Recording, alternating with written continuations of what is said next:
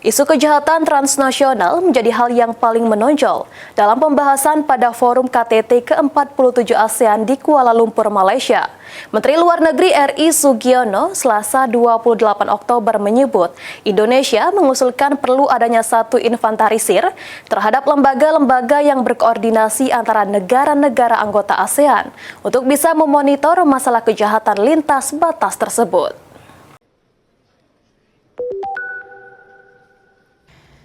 Menteri Luar Negeri RI Sugiono mengatakan bahwa hubungan politik dan keamanan antar negara menjadi hal yang perlu ditingkatkan oleh anggota ASEAN.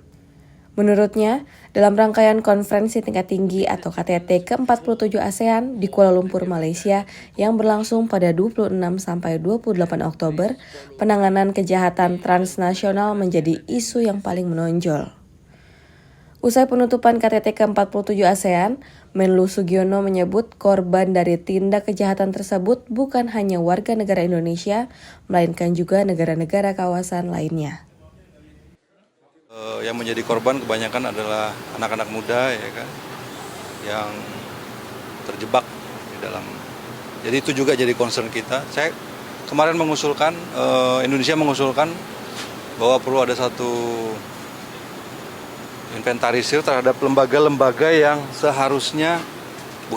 yang sebaiknya berkoordinasi antara negara-negara anggota ASEAN untuk bisa memonitor, kemudian mengawasi dan terus mengikuti perkembangan di sini. Menlu menegaskan dalam forum yang berlangsung selama 3 hari tersebut, Indonesia juga menekankan bahwa sentralitas ASEAN tak sekadar slogan, tetapi harus benar-benar diwujudkan secara nyata, mulai dari peningkatan hubungan ekonomi, sosial budaya, termasuk keamanan.